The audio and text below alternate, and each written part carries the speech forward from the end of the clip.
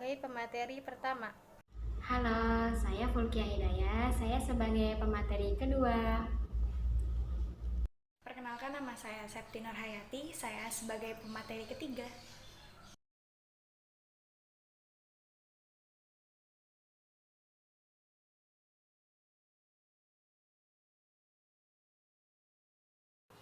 Saya akan menjelaskan pengertian emosi.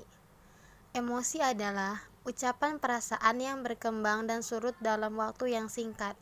Emosi sebagai bentuk perasaan atau pengaruh yang terjadi ketika orang berada dalam keadaan atau interaksi yang penting bagi mereka. Emosi yang dialami seorang anak juga suatu bentuk interaksi ataupun komunikasi anak usia dini saat dia merasakan sesuatu. Di sini ada tabel umur anak yang mulai merasakan ekspresi emosinya. Umur 1-2 bulan senyum sosial, 3 bulan senyum kesenangan, 3-4 bulan kehati-hatian, 4 bulan keheranan, 4-7 bulan kegembiraan dan kemarahan, 5-9 bulan ketakutan, 18 bulan malu. Menurut Michelle Lewis, membedakan emosi menjadi dua bagian, yaitu emosi utama dan emosi sadar diri. Emosi utama merupakan emosi yang tertanam dalam diri bayi dan muncul ketika bayi berusia 6 bulan, seperti rasa terkejut, minat, sukacita, kemarahan, kesedihan, rasa takut, dan jijik. Dan emosi sadar dirinya itu melibatkan kesadaran dan perasaannya, seperti perasaan cemburu, empati, malu, kesombongan, dan rasa bersalah. Ekspresi menangis. Bayi yang baru lahir pasti akan menangis. Menangis merupakan suatu wujud komunikasi dengan dunia mereka, dan menangis adalah suatu mekanisme terpenting bagi bayi. Tangisan pertama memverifikasi bahwa paru-paru bayi telah diisi oleh udara. Ada 3 jenis tangisan bayi, diantaranya teriakan dasar, yaitu polaritmis yang biasanya terdiri dari tangisan, diikuti dengan kesunyian yang lebih singkat. Kemudian peluit pendek yang agak lebih tinggi nada dari teriakan utama. Lalu istirahat singkat lain sebelum tangisan berikutnya. Beberapa ahli bayi berpendapat bahwa kelaparan adalah salah satu kondisi yang memicu tangisan dasar. Yang kedua ada tangisan kemarahan.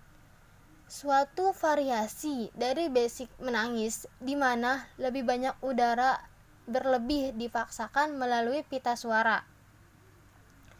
Yang ketiga ada menangis kesakitan. Seruan nyaring awal diikuti dengan menahan nafas. Tidak ada erangan pendahuluan. Hal itu terjadi tiba-tiba. Tangisan rasa sakit dirangsang oleh rangsangan intensitas tinggi. Ekspresi senyum. Senyum sangat penting untuk mengembangkan keterampilan sosial baru.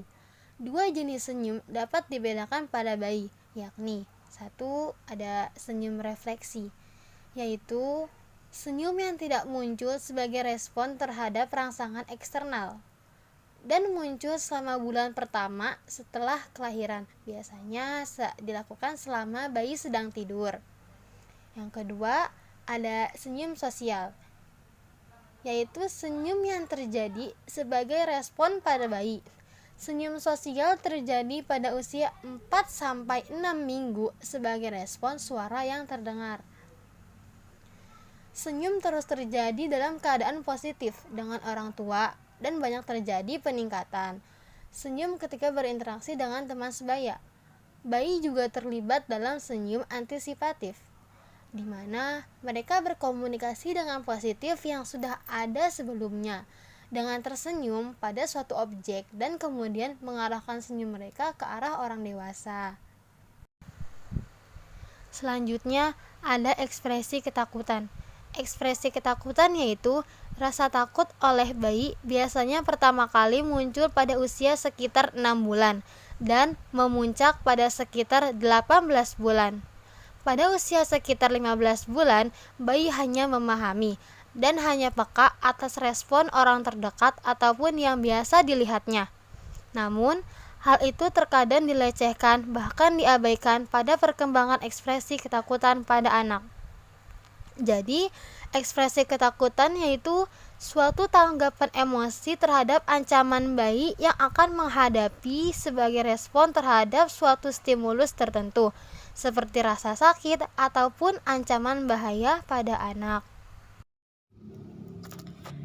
Beralih ke penjelasan selanjutnya, temperamen. Temperamen adalah gaya perilaku seseorang dan cara khasnya dalam memberi tanggapan. Beberapa individu ada yang bertemperamen aktif, sedangkan yang lainnya tenang. Ini menunjukkan adanya variasi temperamen. Bagaimana cara menggambarkan temperamen? Psikolog Chase dan Thomas mengklasifikasi dan mengidentifikasi 3 tipe dasar atau kelompok temperamen. Yang pertama, anak yang lebih gampang untuk bersikap positif dan lebih cepat menyesuaikan lingkungan baru. Seorang anak yang mudah umumnya dalam suasana hati yang positif. Dengan cepat membangun rutinitas pada masa bayi dan mudah beradaptasi dengan pengalaman baru atau dengan lingkungan. Yang kedua, anak yang sulit bereaksi secara negatif dan sering menangis, terlibat dalam rutinitas yang tidak teratur, dan lambat menerima perubahan. Selanjutnya adalah anak yang susah tanggap dan menutup diri. Di sini, anak yang lambat melakukan pemanasan memiliki tingkat aktivitas rendah, agak negatif, dan menunjukkan intensitas suasana hati yang rendah. Anak-anak dalam masa perkembangan tidak boleh mendapat perlakuan yang mengganggu temperamennya. Seorang anak tidak boleh dikucilkan karena hanya memiliki satu dimensi temperamen, seperti karena dia sulit bergaul atau karena dia pemarah atau bagaimana. Seorang anak akan mengalami perubahan perbedaan temperamennya dengan cara mengikuti pengalaman-pengalaman pendidikan atau pengalaman-pengalaman lingkungan di sekitar. Selanjutnya, temperamen yang berpengaruh pada anak. Yang pertama ada pengalaman biologis. Anak-anak mewarisi fisiologi yang biasa mereka miliki jenis temperamen tertentu. Namun, melalui pengalaman, anak belajar untuk mengubah temperamen mereka hingga tingkat tertentu. Bagaimana seorang anak mendapatkan temperamen tertentu? Kagan berpendapat bahwa anak-anak mewarisi fisiologi yang biasa mereka miliki, jenis temperamen tertentu. Namun, melalui pengalaman, mereka dapat belajar untuk mengubah temperamen mereka hingga ke tingkat tertentu. Contohnya, anak-anak dapat mewarisi fisiologi yang membuat mereka menjadi takut dan terhambat, tetapi mereka dapat belajar untuk mengurangi rasa takut dan hambatan sampai batas tertentu. Apa peranan faktor keturunan dalam dasar biologis temperamen? Studi kembar dan adopsi menunjukkan bahwa faktor keturunan memiliki pengaruh moderat pada perbedaan temperamen dalam sekelompok orang. Pandangan kontemporer adalah bahwa temperamen adalah aspek perilaku berdasarkan biologis, tetapi berkembang. Berkembang ketika pengalaman anak dimasukkan ke dalam jaringan persepsi diri dan preferensi perilaku yang menjadi ciri kepribadian anak. Selanjutnya, pengalaman kebaikan. Ketika anak cenderung tertekan, orang tua merespon dengan mengabaikan kesusahan anak atau mencoba memaksa anak untuk berperilaku. Berperilaku di sini semisal anak sering menangis dan mudah tersinggung. Orang tua akan memaksa si anak untuk mengatakan alasan mengapa ia menangis dan mengapa ia mudah tersinggung. Dan biasanya orang tua akan memaksa menanyakan apa penyebab anak mengalami hal seperti ini.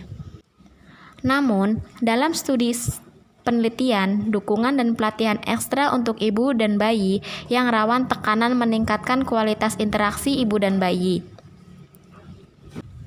Pelatihan ini mengarahkan para ibu untuk mengubah tuntutan mereka terhadap anak, meningkatkan kecocokan antara anak dan lingkungan. Selanjutnya, orientasi sosial.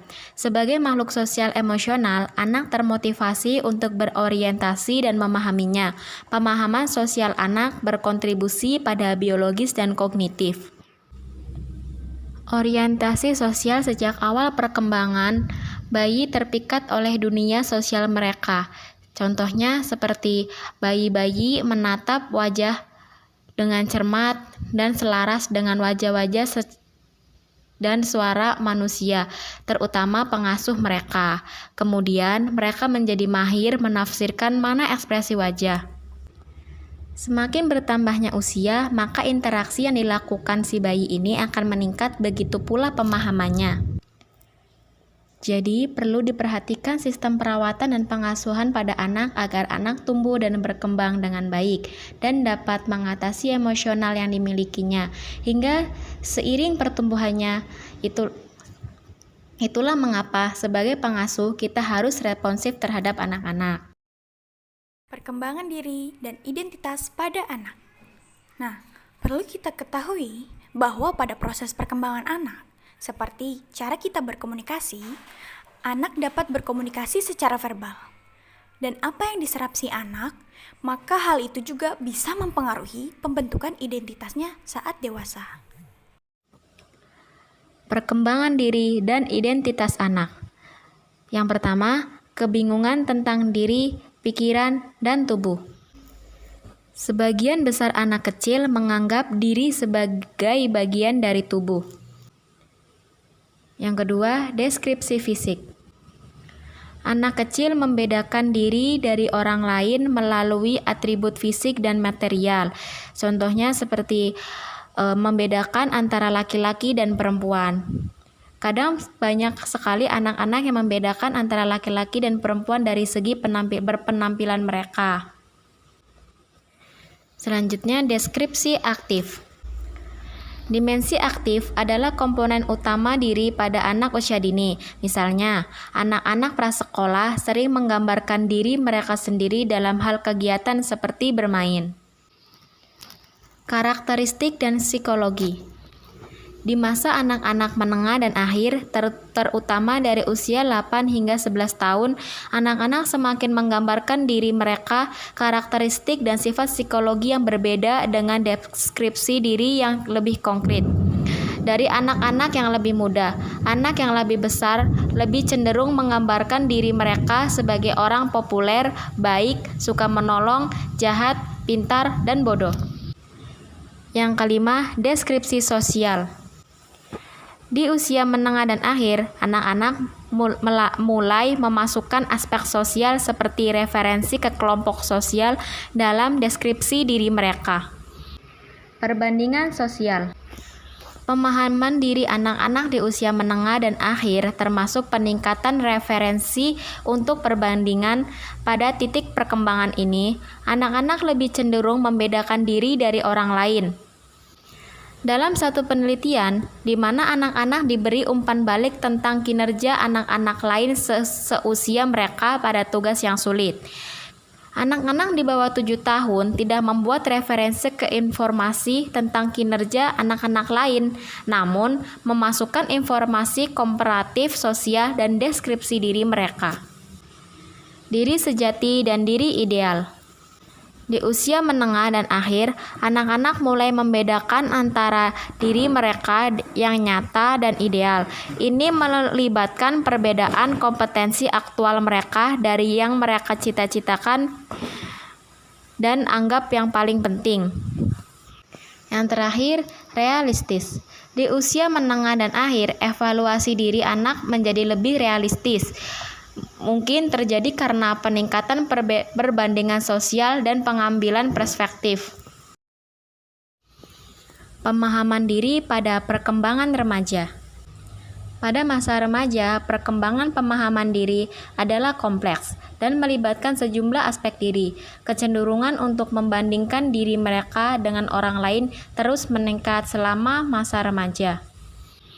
Pemahaman diri pada perkembangan remaja ini terbagi menjadi dua. Yang pertama, diri yang berfluktuasi. Ketidakstabilan.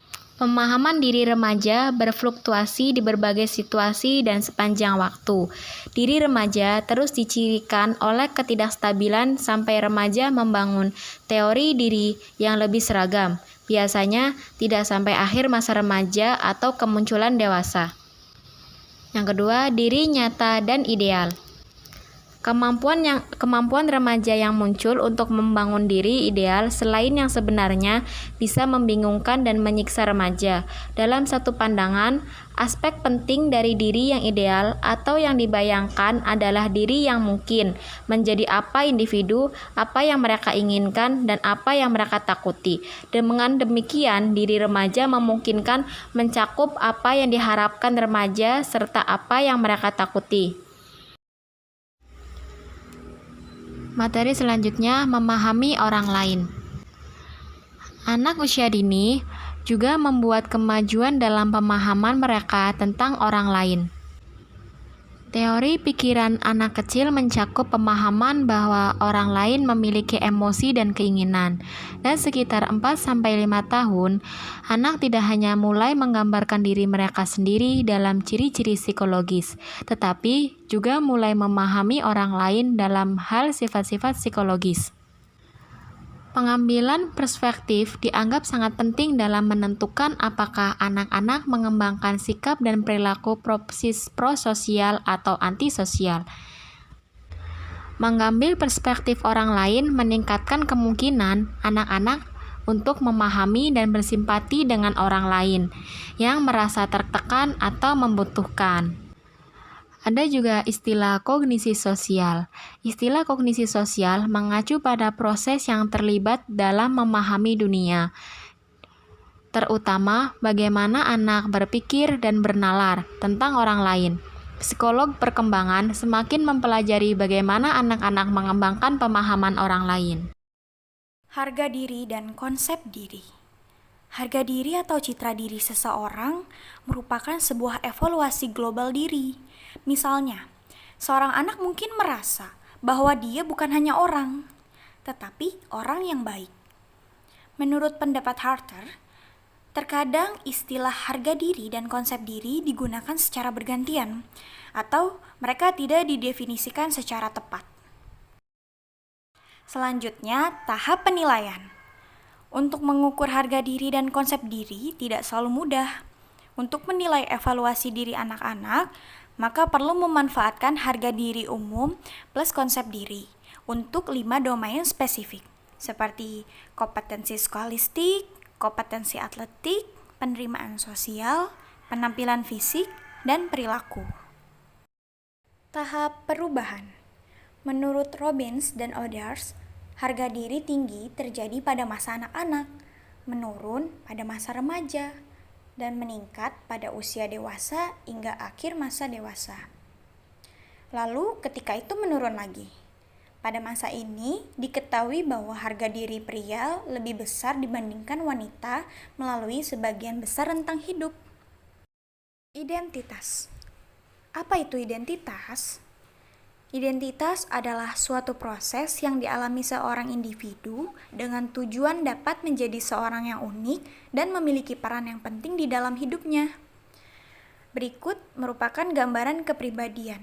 Yang pertama, ada identitas kejuruan atau karir. Pada bagian ini, seseorang dapat memilih arah ataupun jalur menuju karir serta pekerjaan yang diinginkan. Lalu ada identitas politik. Pada identitas politik ini, seseorang dapat dilihat apakah memiliki sifat konservatif, liberal, ataupun tengah jalan dalam kehidupan politiknya.